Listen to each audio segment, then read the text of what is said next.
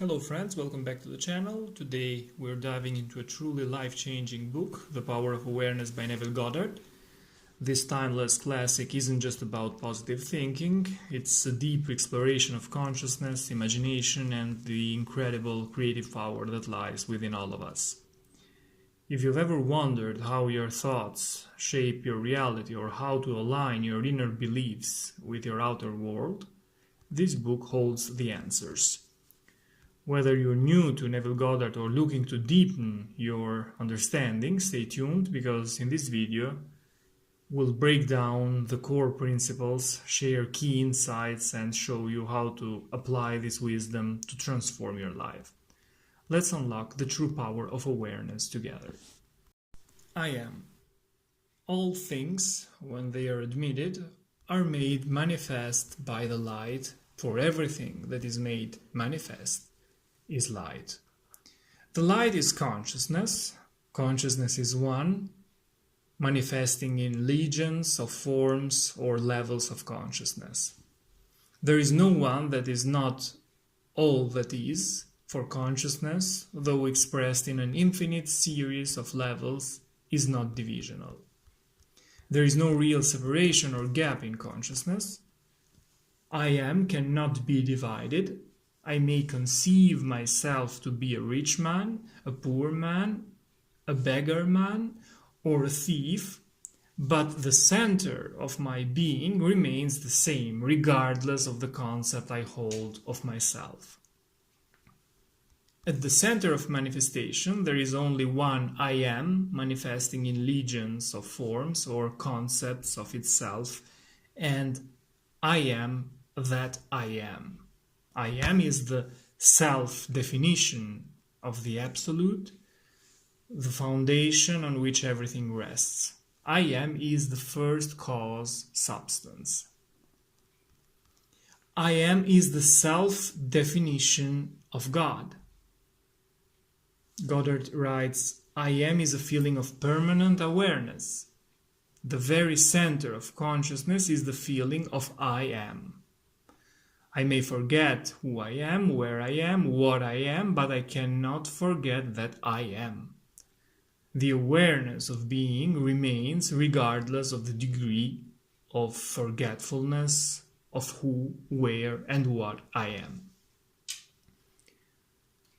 I am is that which, amid unnumbered forms, is ever the same.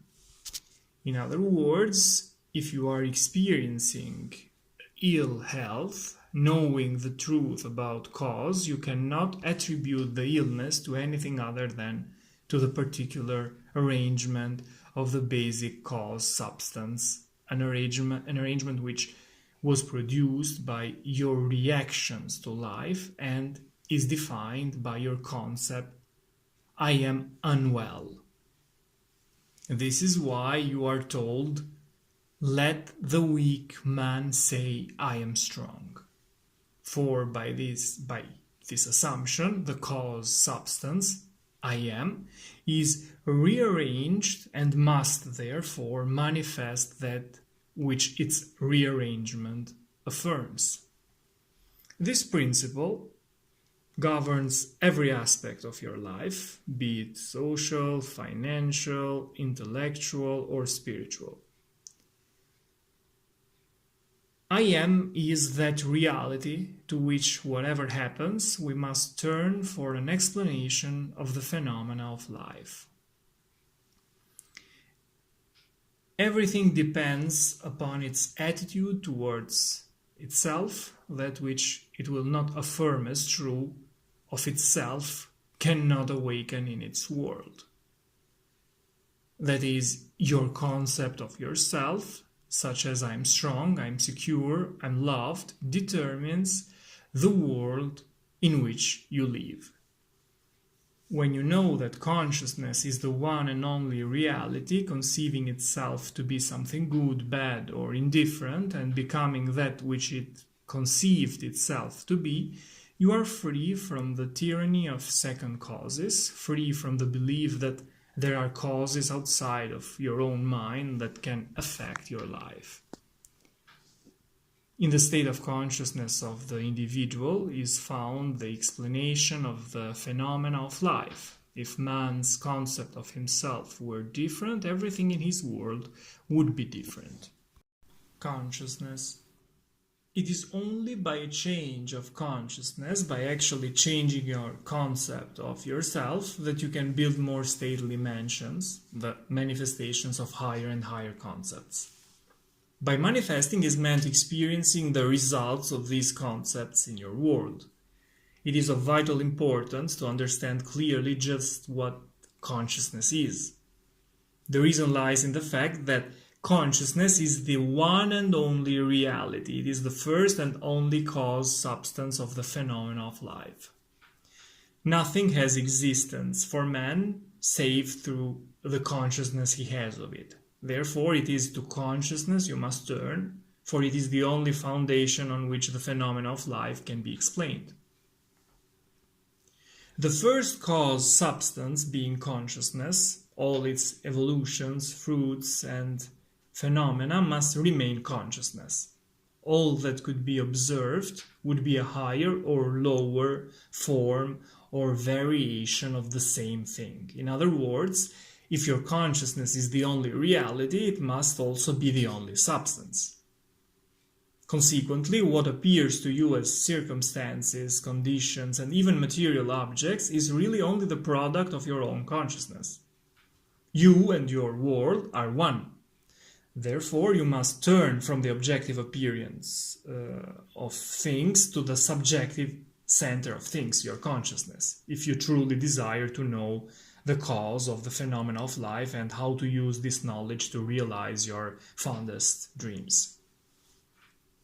In the midst of the apparent conditions, antagonisms and contrasts of your life, there is only one principle at work, only your consciousness operating.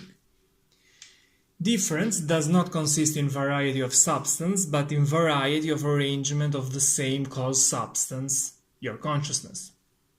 The rich man, poor man, beggar man, or thief are not different minds, but different arrangements of the same mind, in the same sense that a piece of steel, when magnetized, differs not in substance from its demagnetized state, but in the arrangement and order of its molecules.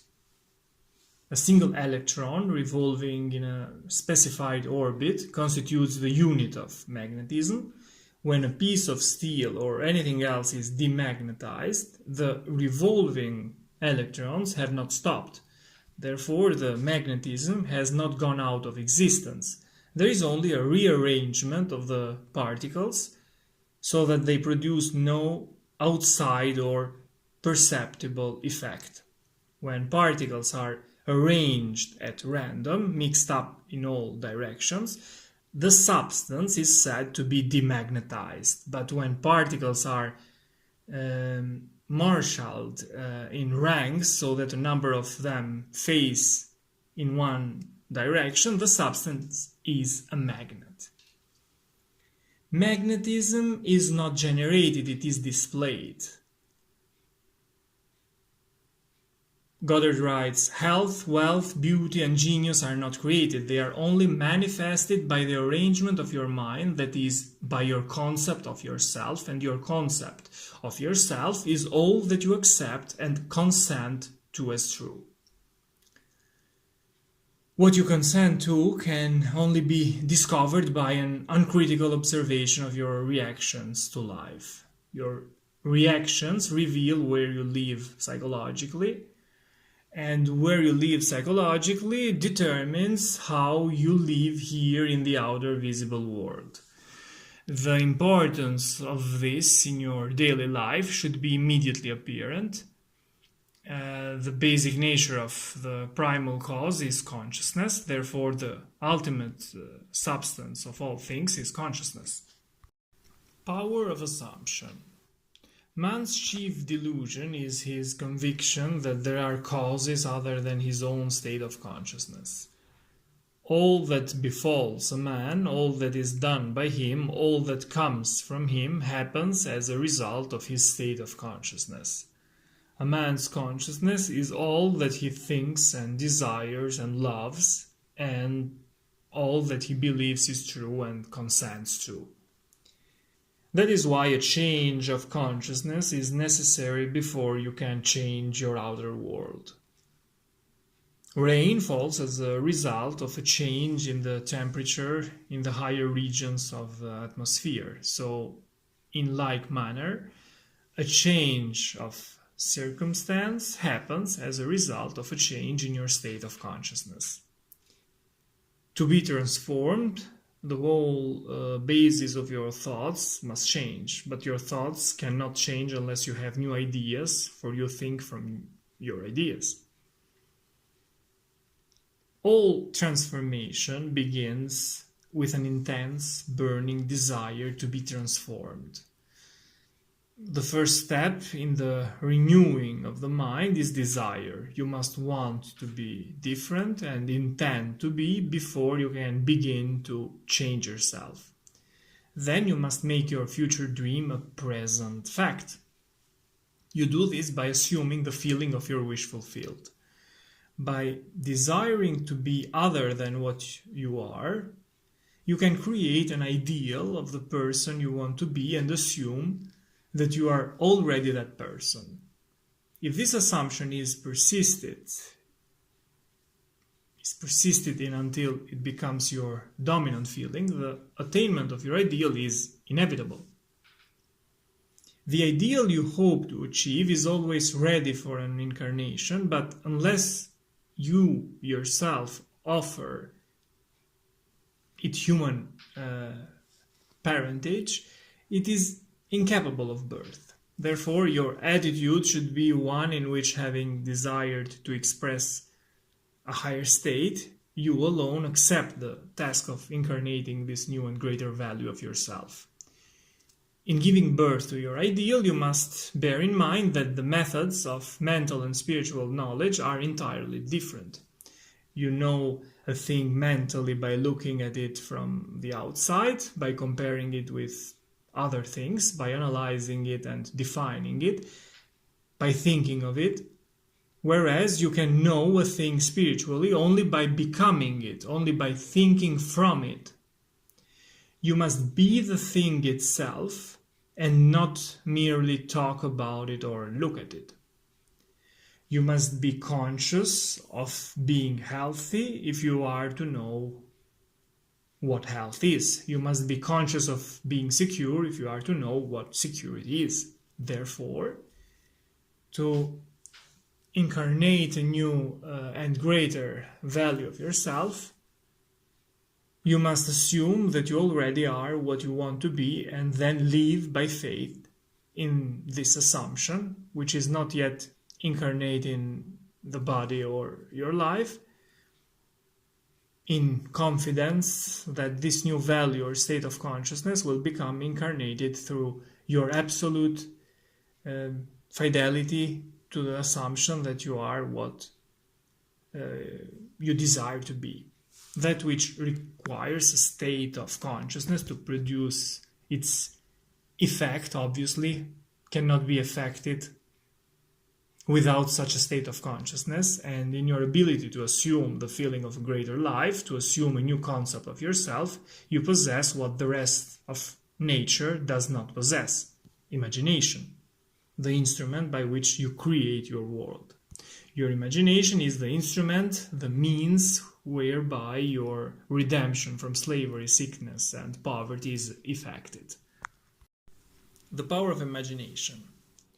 The drama of life is a psychological one in which all the conditions, circumstances, and events of your life are brought to pass by your assumptions.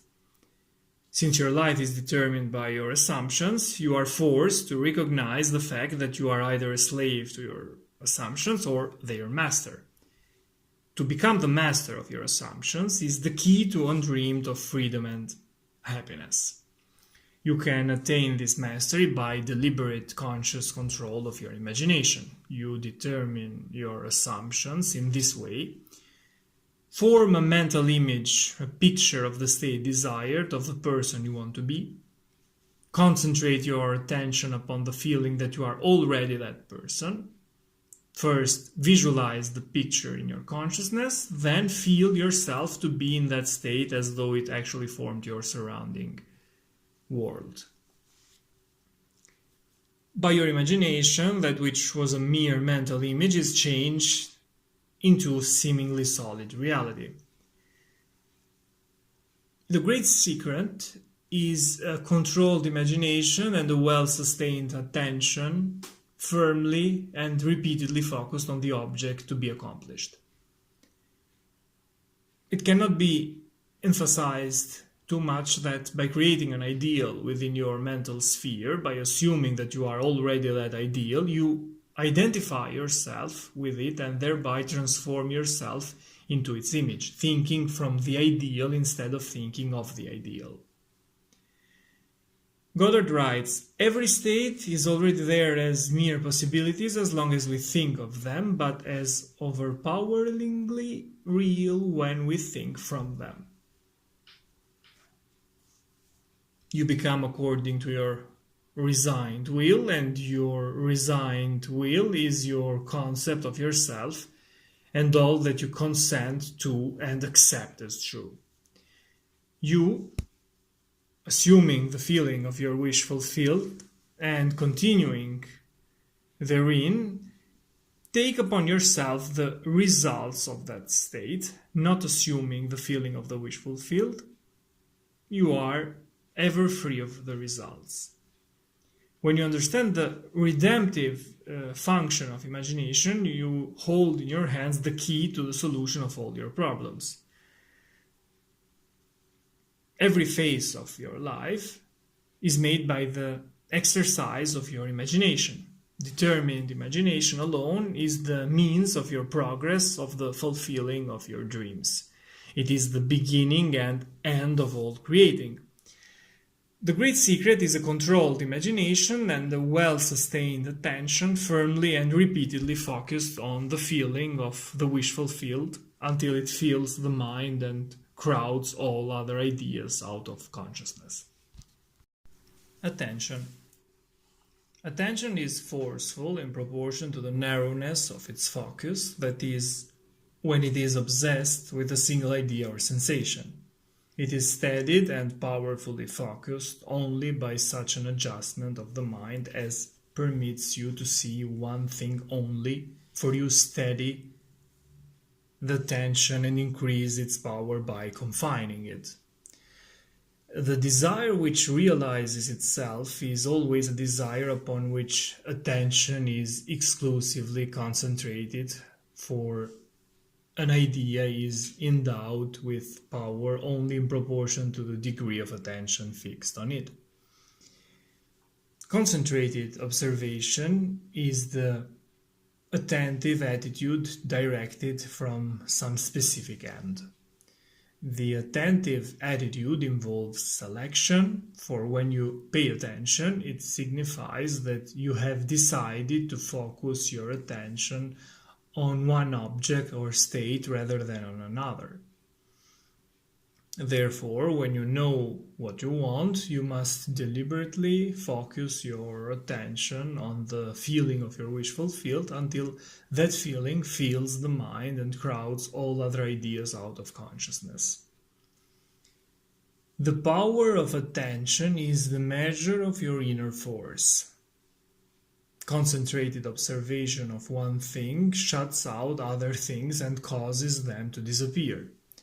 The great secret of success is to focus the attention on the feeling of the wish fulfilled without permitting any distraction. All progress depends upon an increase of attention. The ideas which impel you to action are those which dominate the consciousness, those which possess the attention. The idea which excludes all others from the field of attention discharges in action. When you set out to master the movements of attention, which must be done if you would successfully alter the course of observed events, it is then you realize how little control you exercise over your imagination and how much it is dominated by sensory impressions and by drifting on the tides of idle moods. To aid in mastering the control of your attention, practice this exercise. Night after night, just before you go to sleep, strive to hold your attention on the activities of the day in reverse order. Focus your attention on the last thing you did, that is getting to bed, and then move it backward in time over the events until you reach the first event of the day, getting out of bed. This is no easy exercise, but just as specific exercises greatly help in developing specific muscles, this will greatly help in developing the muscle of your attention. Your attention must be developed, controlled, and concentrated in order to change your concept of yourself successfully and thereby change your future. Imagination is able to do anything, but only according to the internal direction of your attention. If you persist night after night, sooner or later you will awaken in yourself a center of power and become conscious of your greater self, the real you. Attention is developed by repeated exercise or habit. Through habit, an action becomes easier, and so in course of time gives rise to a facility or faculty which can then be put to higher uses. When you attain control of the internal direction of your attention, you will no longer stand in shallow water, but will launch out into the deep of life. You will walk in the assumption of the wish fulfilled as soon as on a foundation more solid even than earth, writes Goddard. Creation. Creativeness is only a deeper receptiveness for the entire contents of all time and all space, while experience in a time sequence actually coexists in an infinite and eternal now. In other words, all that you ever have been or ever will be, in fact, all that mankind ever was or ever will be, exists now. This is what is meant by creation, and the statement that creation is finished means nothing is ever to be created, it is only to be manifested. What is called creativeness is only becoming aware of what already is. You simply become aware of increasing portions of that which already exists. The fact that you can never be anything that you are not already, or experience anything not already existing, explains the experience of having an acute feeling of having heard before what is being said, or having met before the person being met for the first time, or having seen before a place or thing being seen for the first time. The whole of creation exists in you, and it is your destiny to become increasingly aware of its infinite wonders and to experience ever greater and grander portions of it. Here is a good test to prove this fact. Assume the feeling of your wish fulfilled and observe the route that your attention follows. You will observe that as long as you remain faithful to your assumption, so long will your attention be confronted with images clearly related to that assumption. For example, if you assume that you have a wonderful business, you will notice how in your imagination your attention is focused on incident after incident relating to that assumption. Friends congratulate you, tell you how lucky you are. Others are envious and critical. From there, your attention goes to larger offices, bigger bank balances, and many other similarly related events. Persistence is this assumption.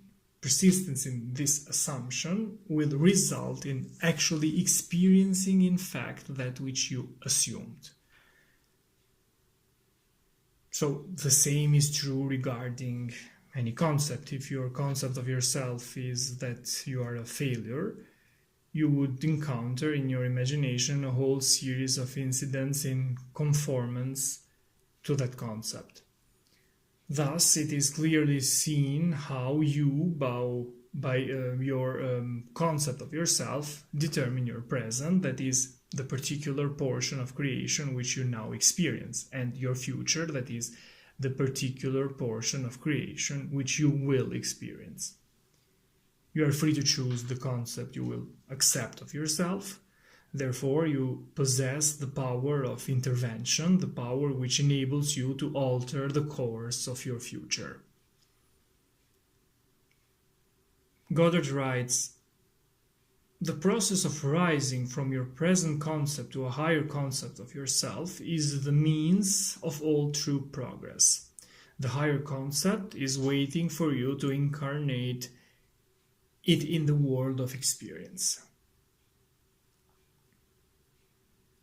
Imagine yourself to be the ideal you dream of and desire.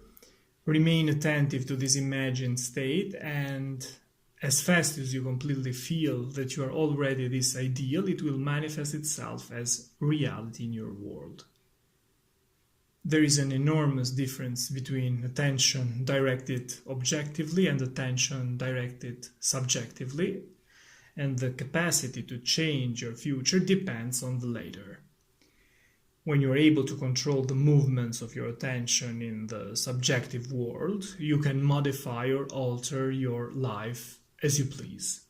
But this control cannot be achieved if you allow your attention to be attracted constantly from without.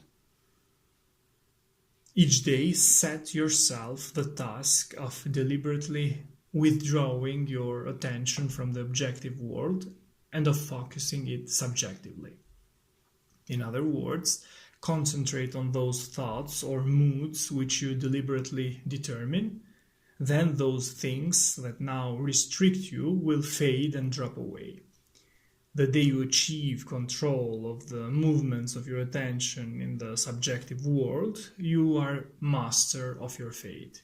You will no longer accept the dominance of outside conditions or circumstances. You will not accept life on the basis of the world without.